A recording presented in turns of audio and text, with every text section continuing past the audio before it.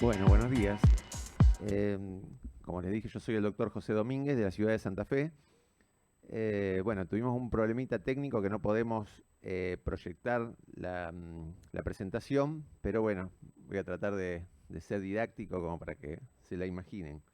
A mí me toca hablar de la parte farmacológica del trastorno límite y el subtítulo que tenía era un interrogante, que es si es eficaz la farmacoterapia en estos pacientes.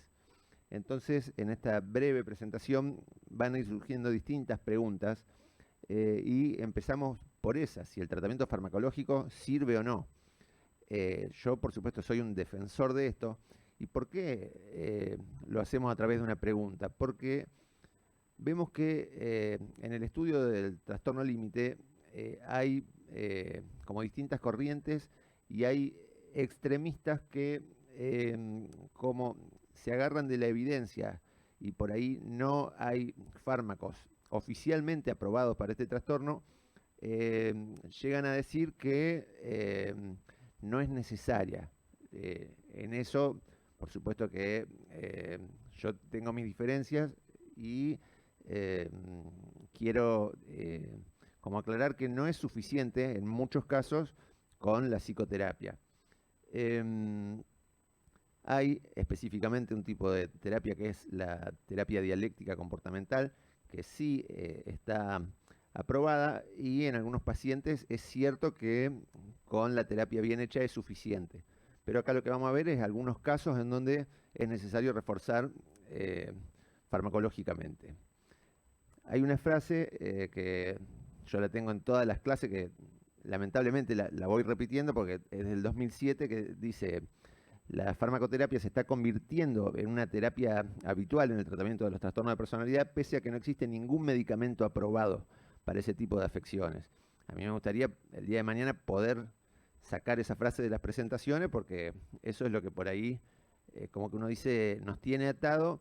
Y acá la farmacoterapia es un tema donde la experiencia termina teniendo más peso que la evidencia publicada.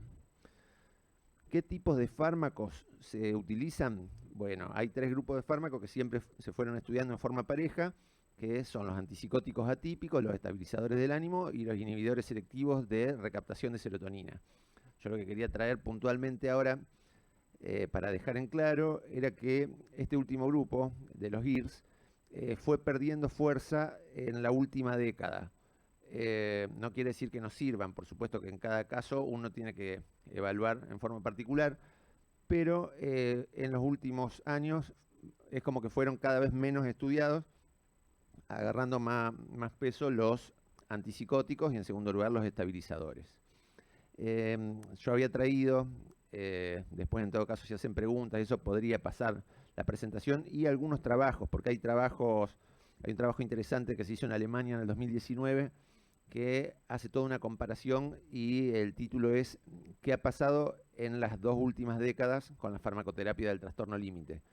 Y también hay un trabajo de Turquía y un trabajo canadiense que hablan más o menos de lo mismo y dejando en evidencia esto, la importancia de los antipsicóticos más que nada. Eh, yo tenía para mostrarles distintos trabajos. Desde el 2006 en adelante, el fármaco más estudiado tanto en Europa como en Norteamérica fue el aripiprazol, dejando como mejores resultados. Por, ya conocemos el perfil con menos efectos secundarios y aparte por un efecto muy bueno en la inestabilidad y en la impulsividad de estos pacientes. Eh, y también, bueno, hay algunos trabajos con distintos antipsicóticos y lo más nuevo es trabajos con pacientes borderline y antipsicóticos de depósito, sobre todo con el aripiprazol de depósito, que acá no lo tenemos, y con la paliperidona de depósito, que sí tenemos. También hay algunos trabajos de lamotrigina y topiramato, mostrando una efectividad en la impulsividad y en la agresividad de estos pacientes. Después hay otro interrogante que tenía para la charla, que es si existen pacientes límite de buen y de mal pronóstico. Por supuesto que no todos los límites son iguales, pero traía esta pregunta a la charla porque una vez en un congreso europeo unos austríacos presentaron un trabajo que era a largo plazo, un trabajo como de 10 años, donde los tipos querían demostrar de que generalizaban como que el border era un paciente de buen pronóstico, que con el paso del tiempo las internaciones se iban acotando, como que cada vez necesitaba menos tratamiento, como si el border de alguna manera se curara. Lo cual, bueno, también es como para pensar. Uno podría decir, bueno, hay algunos casos en donde sí, esa explosividad que tienen, quiero creer que no la va a mantener toda la vida, pero bueno, hay casos que sabemos que son muy difíciles y que requieren a veces una internación al año o más.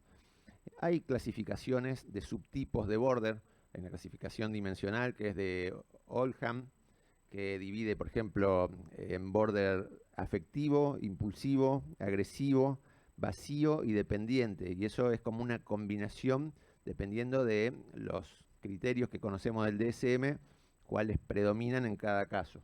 Entonces, en base a eso sabemos que hay algunos, por supuesto que el agresivo y el impulsivo van a ser pacientes de peor pronóstico. Después, también otra cosa para hablar del pronóstico de estos pacientes, hay que tener en cuenta las comorbilidades. Uno cuando habla de patología dual está acostumbrado a ver trabajos, la gran mayoría son trabajos con pacientes esquizofrénicos, y en menor cantidad hay algunos trabajos de patología dual con pacientes bipolares. Y encontrar un trabajo de patología dual en pacientes límite, si bien sabemos que los hay y que son de mal pronóstico, es como encontrar una aguja en un pajar porque está muy poco estudiado y uno va a un congreso y ve otro tipo de presentaciones. Entonces, eso es para tener en cuenta el pronóstico también. Después, otra cosa interesante, en el 2019 otro autor que se dedica mucho a esto, que es Zimmerman, hizo un artículo interesante generando como un nuevo término que él lo llama border polar, que el tema de la comorbilidad entre el bipolar tipo 2 y el trastorno límite es muy frecuente. A veces se habla de comorbilidad, a veces no, a veces muy controversial, no se sabe si es una cosa u otra, pero lo que dice Zimmerman es que esta comorbilidad existe y cuando existe es jodida. Y después hay que tener en cuenta también otras comorbilidades, porque puede haber, por ejemplo, con un trastorno depresivo mayor. Y bueno, todos estos casos de mal pronóstico, por supuesto que también aumentan las probabilidades de riesgo de suicidio. Y después, otra pregunta más que tenía era si es útil la internación en estos pacientes. Y bueno, por supuesto que, como hablábamos recién, los grupos o los subtipos de trastorno límite que son de peor pronóstico, la internación más que útil diríamos que es necesaria. Uno de los criterios del trastorno límite son las amenazas suicidas recurrentes. Y cuando predominan, no podemos estar minimizando este síntoma como que es parte de su conducta manipulatoria. Esto es una conducta de alto riesgo y requiere de internación. Así que bueno, también hay trabajos publicados, que también los tengo para pasar, que hablan de trastorno border y suicidio.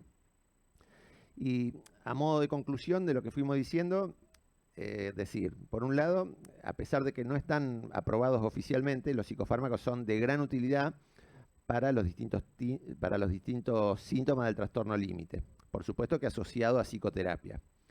Después, lo que dijimos es que los fármacos que más se utilizan son los antipsicóticos atípicos, los estabilizadores del ánimo y seguidos por los inhibidores de la recaptación de serotonina.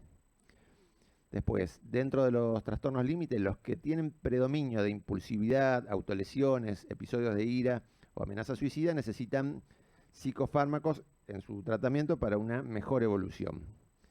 Hay que tener en cuenta la alta comorbilidad con trastorno bipolar tipo 2, ya que estos últimos, si bien tienen esquemas, protocolos de tratamiento súper aprobados, es muy loco porque hay autores de renombre que los respetamos mucho, como por ejemplo hay un libro de Gunderson donde hay un capítulo de casos clínicos que lo escribe Gaemi, y muestran estos casos dudosos, que no se sabe si es border o si es bipolar. Y Gaemi, que todos sabemos que es uno de los capos máximos, es como que hace una diferencia y en un momento dice, bueno, de estos dos casos, este que es más bipolar, se le da todo este tratamiento y desarrolla un protocolo espectacular. Y el otro dice, este es más border, vamos a arrancar con psicoterapia y vemos.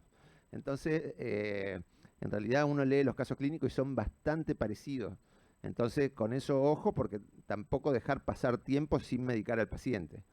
Y lo último que digo es que no hay que dudar en internar a los pacientes border que consideramos de alto riesgo para realizar un mejor seguimiento y para evitar, en el peor de los casos, consecuencias fatales.